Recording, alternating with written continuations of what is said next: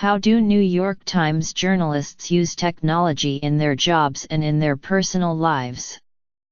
Talia Minsberg, a social strategy editor for The Times who is in Pyeongchang, South Korea, to cover the Winter Olympics, discussed the tech she's using. As a social strategy editor for The Times, what tech do you use on the job the most? The short answer isn't an exciting one: it's my iPhone. An iPhone 7 at that. Part of the job of a social editor is thinking about how readers find news where they already are on social channels like Facebook, Twitter, Instagram and Snapchat.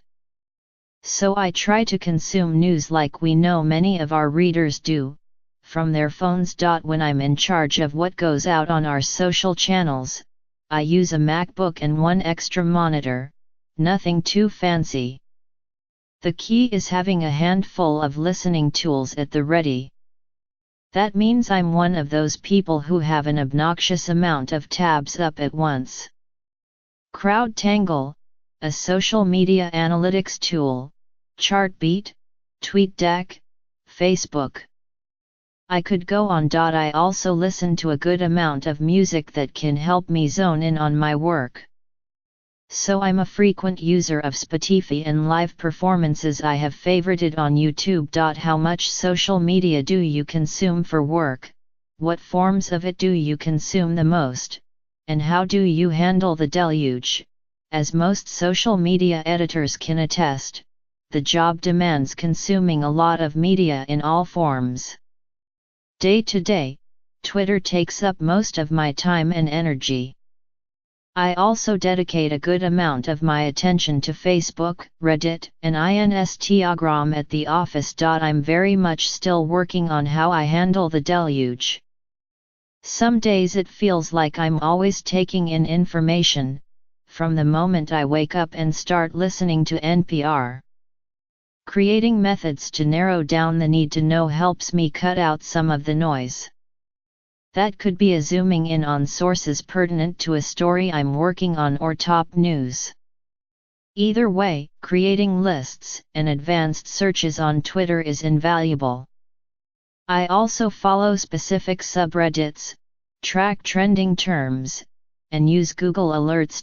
That being said, I've found it's helpful for my mental well-being to take one day a week off from social media. For me, that's Saturday. It feels like a weekly cleanse, and sometimes it's truly a challenge, which makes me realize just how much I really need to push myself to do it. For one day a week, I try to use my phone as one thing and one thing only, a way to text and call family and friends. Radical, isn't it? You're at the Winter Olympics as part of a team to cover the event. What tech preparations did you need to make to be ready for coverage? My first priority was ensuring I have a secure backup for everything. If something happens to my phone or computer, I wanted to make sure that wouldn't completely derail my work. I use a password manager, have two-step verification on everything that allows it, and keep lots of stuff in the cloud. I've also kicked my listening tools usage into high gear.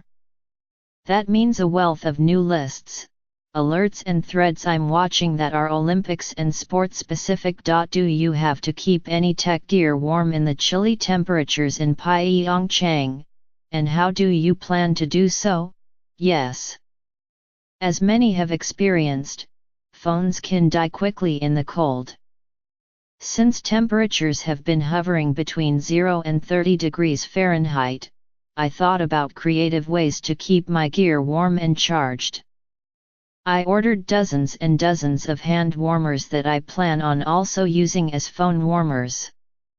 The backup plan to that backup plan is having more than one phone on me, and more than one external charger on me. That being said, none of my gear will do me any good if I'm an ice cube.